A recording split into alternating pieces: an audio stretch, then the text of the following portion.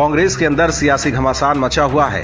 राजस्थान में जिस तरह से कांग्रेस की आपसी लड़ाई बाहर निकल कर आई है, उसके बाद कई नेताओं ने कांग्रेस के खिलाफ आवाज बुलंद किए और अपनी ही पार्टी को निशाने पर लिया। इस दौरान पार्टी के एक दो नेताओं के खिलाफ अनुशासनात्मक कार्रवाई करते हुए बाहर का रास्ता भी दिखा दिया।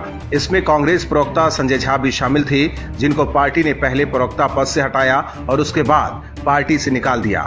लेकिन इसके बाद भी संजय झा चुप नहीं बैठे हैं, वो लगातार पार्टी के खिलाफ बोल रहे हैं। एक बार फिर संजय झा ने पार्टी हाईकमान पर सवाल उठाया है।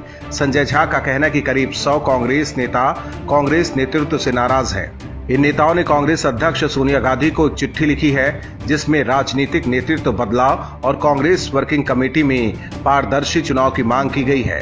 इससे पहले कांग्रेस नेता शशि थरूर ने नेतृत्व परिवर्तन के लिए मोर्चा संभालते हुए एक बार फिर पूर्णकालिक कांग्रेस अध्यक्ष पद के लिए आवाज बुलंद किया। थरूर ने कहा था कि कांग्रेस को नेतृत्व को आगे बढ़ाने के बारे में स्पष्ट होना चाहिए और अगर राहुल गांधी अध्यक्ष पद स्वीकार करने के लिए तैयार नहीं है तो कांग्रेस अध्यक्ष पद के लिए चुनाव कराया जाए। शशि थरूर ने कहा कि सोनिया गांधी से अनिश्चितकाल के लिए अंतरिम प्रमुख के तौर पर पार्टी का बोझ उठाने की उम्मीद करना बेमानी है, इसलिए कांग्रेस को मौजूदा वक्त में ही पूर्णकालिक अध्यक्ष खोजने की जरूरत है। वहीं कांग्रेस प्रवक्ता अभिषेक मनु सिंघवी ने भी कहा था कि पार्टी को पूर्णकालिक अध्यक्ष की जरूरत है। इसके अलावा कांग्रेस नेता संजय निरुपम भी लगातार अपनी पार्टी की आलोचना करते रहते हैं। हालांकि पार्टी ने अभी उनके खिलाफ कार्रवाई नहीं की है। एमपी में दिग्विजय सिंह के भाई लक्ष्मण सिंह को भी कई बार पार्टी लाइन से हटकर बयान देते देखा गया है, लेकिन सबसे बड़ी बात यह है कि आलोचनाओं के बावजूद कांग्रेस आलाकमान अभी मौन है और बस पार्टी के खिलाफ बोलने वाले नेताओं का मुंह बंद कराया जा रहा है। महाराष्ट्र में फिल्म अभिनेता सुशांत सिंह की मौत पर सियासत जारी है। हत्या के इतने दिन बाद भी मुंबई पुलिस के हाथ अभी तक खाली हैं। इस मामले में रोज नए नए खुलासे हो रहे हैं, लेकिन अभी तक कानून के हाथ आरोपियों के गर्दन तक नहीं पहुंची है।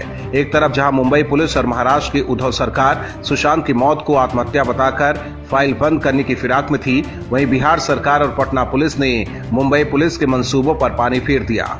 आरोप तो ये भी लगा कि मुंबई पुलिस दबाव में सुशांत की फाइल को बंद करना चाहती थी, क्योंकि अगर खुलासे होते तो महाराष्ट्र की सत्ता हिल सकती थी।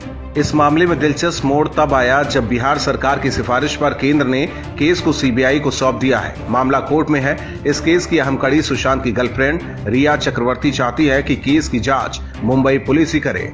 अब फैसला सुप्रीम कोर्ट को करना है। उधर राजनीतिक दल से लेकर तमाम लोगों की यही मांग है कि इस केस की जांच सीबीआई को ही करनी चाहिए। हालांकि सीबीआई से उद्धव सरकार को आपत्ति है। सुशांत मामले को लेकर सवालों के घेरे में मुंबई पुलिस भी है। महाराष्ट्र के पूर्व मुख्यमंत्री और बीजेपी के सांसद नारायण राणे ने अभिनेता सुशांत सिंह राजपूत की मौत की जांच को लेकर मुंबई पुलिस पर गंभीर आरोप लगाए हैं। उन्होंने साफ कहा है कि इस पूरे मामले में सीबीआई की जांच जरूरी है, क्योंकि मुंबई पुलिस से सुशांत को इंसाफ नहीं मिलेगा। बीजेपी सांसद ने कहा कि ये आत्महत्या नहीं मर्डर है। मुंबई पुलिस दबाव में जांच कर रही है, किसी को बचा रही है। मुझे पुलिस की जांच पर भरोसा नहीं है। सुशांत को न्याय नहीं मिलेगा। पटना से मुंबई आए बिहार पुलिस के एसपी विनय तिवारी के मुंबई पहुंचने पर उन्हें बीएमसी की ओर से क्वारंटीन कर दिए जाने पर भी राणे ने सरकार को आड़े हाथों लिया। उनका कहना है कि एक आईपीएस अफसर को इस तरह से क्वारंटीन करने के पीछे कारण है कि सच्चाई सामने नहीं आए। राणे ने आरोप लगाया कि मुंबई पुलिस सबूत खत्म करने का काम कर रही है। दिशा सालियान और सुशांत की मौत के मामले में संबंध है। उनके मुताबिक इस मामले में अभी तक एफआईआर नहीं दर्ज किया है, इससे शक पैदा होता है। हाल ही में अजित पवार के बेटे और शरद पवार के पोते पार्थ पवार की ओर से की गई सीबीआई मांग को लेकर उपजे विवाद पर राणे ने कहा कि पार्थ पवार की उम्र 18 साल के ऊपर है, वो परिपक्व है। उन्होंने सीबीआई जांच की मांग क्यों की, ये सोचना चाहिए। राणे से पहले बीजेपी नेता सुब्रमण्यम स्वामी भी मुंबई पुलिस पर सवाल खड़े कर चुके हैं। सुब्रमण्यम स्वामी ने ट्वीट करते हुए लिखा कि सुशांत सिंह राजपूत की हत्या वाटरलू और बॉलीवुड मुंबई पुलिस और महाराष्ट्र सरकार के लिए वाटरगेट है। मेरी तरह आप भी सीट बेल्ट बांध लीजिए, उड़ान भरने वाली है। तब तक हमें हार नहीं माननी चाहिए जब तक कि इस मामले में इंसाफ नहीं मिल जाता। इससे पहले कांग्रेस नेता संजय निरुपम भी मुंबई पुलिस के रवैये पर सवाल खड़े कर चुके हैं।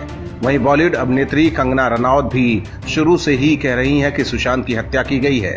रनौत ने भी सीबीआई जांच की मांग की थी। हालांकि चारों तरफ से घिरने के बाद शिवसेना और उद्धव ठाकरे की जुबान बंद है। वहीं ईडी लगातार सुशांत की गर्लफ्रेंड रिया चक्रवर्ती से पूछताछ कर रही है। सुशांत के पिता ने रिया पर पैसों के हेर फेर, सुशांत को मारने समेत कई आरोप लगाए हैं। हालांकि मामले की सच्चाई क्या है, आखिर सुशांत को क्यों मारा गया, इन सभी सवालों का जवाब जांच के बाद ही पता चलेगा। फिल्म अभिनेता सुशांत सिंह राजपूत की मौत अभी भी पहली बनी हुई है। मामले में रोज नए नए खुलासे हो रहे हैं। बीते दिनों एक और अहम खुलासा हुआ जो इस बात की तरफ इशारा करता है कि सुशांत की हत्या की गई है। सुशांत के मौत वाले दिन उनके घर के आसपास एक युवक युवती देखे गए थे, जिसके बाद से कयासों का बाजार गर्म हो गया है।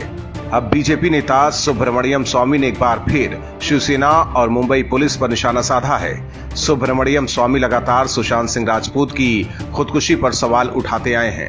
सोशल मीडिया पर वो अभिनेता के लिए न्याय की मांग कर रहे हैं। स्वामी ने प्रधानमंत्री नरेंद्र मोदी को पत्र लिखकर सुशांत खुदकुशी केस में सीबीआई जांच की मांग भी की थी। स्वामी ने सुशांत केस की तुलना अमेरिका के चर्चित वाटरगेट घोटाले से की है। सुब्रमण्यम स्वामी ने ट्वीट करते हुए लिखा है कि सुशांत सिंह राजपूत की हत्या वाटरलू और बॉलीवुड, मुंबई पुलिस और महाराष्ट्र सरकार के लिए वाटरगेट है। मेरी तरह आप भी सीट बेल्ट बांध लीजिए, उड़ान भरने वाली है। तब तक हमें हार नहीं माननी चाहिए जब तक कि इस मामले में इंसाफ नहीं मिल जाता। दरअसल वाटरगेट मामला यह है कि वाशिंगटन स्थित डेमोक्रेटिक नेशनल कमेटी के मुख्यालय में हुई एक चोरी के बाद उठे बवाल के कारण तत्कालीन राष्ट्रपति रिचर्ड निक्सन को 1974 में इस्तीफा देना पड़ा था। निक्सन ने अपने इस्तीफे के 10 महीने के बाद जून 1975 में कैलिफोर्निया में 2 दिन तक अपना बयान दर्ज करवाया था। वाटरगेट स्कैंडल की वजह से वो अपने कार्यालय के दौरान इस्तीफा देने वाले अकेले अमेरिकी राष्ट्रपति हैं। हुआ ये था कि जून 1972 में 7 लोगों को वाशिंगटन के वाटरगेट बिल्डिंग में स्थित डेमोक्रेटिक दफ्तर में अवैध रूप से घुसते हुए पकड़ा गया था। बाद में मालूम हुआ कि इन लोगों का संबंध रिपब्लिकन पार्टी के राष्ट्रपति निक्सन से ही था। इससे पहले सुब्रमण्यम स्वामी ने पूछा था कि कूपर अस्पताल के डॉक्टर्स ने फोरेंसिक से विसरा रिपोर्ट क्यों नहीं भेजी है। उन्होंने एक ट्वीट में लिखा था कि क्या सुशांत को फांसी पर लटकाने से पहले जहर दिया गया था। स्वामी ने इसके बाद एक और ट्वीट करके पूछा कि मुंबई पुलिस ने सुशांत सिंह राजपूत केस में एफआईआर क्यों दर्ज नहीं की, पोस्टमार्टम रिपोर्ट को अंतिम क्यों कहा गया। स्वामी के सवालों का ना अभी तक शिवसेना जवाब दे पाई है और ना ही मुंबई पुलिस, लेकिन मामले में जिस तरह खुलासे हो रहे हैं इससे तो यही लग रहा है कि सुशांत सिंह राजपूत की हत्या की गई है। शिवसेना सांसद संजय राउत एक बार फिर जहर उगल रहे हैं। बीते कुछ दिनों से सुशांत की हत्या मामले में बयानबाजी कर राउत अपनी किरकिरी करा रहे थे, लेकिन जब चौतरफा शिवसेना घिर गई तो राउत ने अपना ट्रैक बदल लिया है। अब राउत को पीएम मोदी और केंद्र सरकार से आपत्ति है। कोरोना वायरस से सबसे ज्यादा खराब स्थिति महाराष्ट्र की है, लेकिन राउत महाराष्ट्र छोड़ दिल्ली और मोदी पर निशाना साध रहे हैं। राउत ने रूस में बनी कोरोना वैक्सीन से बयान की शुरुआत करते हुए केंद्र सरकार पर आरोप लगाया कि सरकार सही दिशा में काम नहीं कर रही है। गौरतलब है कि पीएम मोदी ने लाल किले से कोरोना वैक्सीन को लेकर देश में अब तक हुई प्रगति की जानकारी दी थी। संजय राउत ने यह भी कहा कि देश के केंद्रीय मंत्री पापड़ को कोरोना का कारगर इलाज बता रहे थे और ऐसी गलतफहमियों की वजह से मोदी सरकार के आधा दर्जन मंत्री कोरोना का शिकार हो चुके हैं। कोरोना काल में रोजगार के मौके कम होने के बाद केंद्र की कोशिशों पर भी उन्होंने निशाना साधा। राउत ने कहा कि कोरोना के कारण सुस्त और अलसाई पड़ी दिल्ली का दर्शन हुआ। गृह मंत्री अमित शाह कोरोना के कारण एकांतवास में हैं। करीब 6 से 7 मंत्री कोरोना की चपेट में आ चुके हैं। अब आयुष मंत्री श्रीपद नायक भी कोरोना पॉजिटिव हो गए हैं। आयुष मंत्रालय कोरोना पर उनकी औषधियों का प्रचार कर रहा है, लेकिन उस विभाग के मंत्री ही कोरोना ग्रस्त हो गए। पूर्व राष्ट्रपति प्रणब मुखर्जी को भी कोरोना हुआ है और उनकी हालत चिंताजनक है। दिल्ली में कैबिनेट के सदस्य, नौकरशाह, संसद के कर्मचारी वर्ग समेत सभी लोग कोरोना के साए में हैं। दंगे और युद्ध के समय भी दिल्ली इतनी खौफजदा नहीं थी जितनी अब है। अयोध्या के महंत नृत्य गोपाल दास को कोरोना हो गया और पीएम मोदी भी उनके संपर्क में आए थे। महंत जी ने मास्क तक नहीं पहना था। क्या प्रधानमंत्री मोदी भी क्वारंटाइन होंगे? ऐसे कई आरोप राउत ने केंद्र सरकार पर लगाए हैं, लेकिन सबसे बड़ा सवाल है कि राउत महाराष्ट्र में कोरोना से बिगड़े हालात पर कुछ नहीं बोल रहे हैं, जबकि दिल्ली की स्थिति महाराष्ट्र से काफी बेहतर हो गई है। Bureau report, OMH news. और भी वीडियोस देखने के लिए चैनल को सब्सक्राइब करें और बेल आइकन को दबाएं।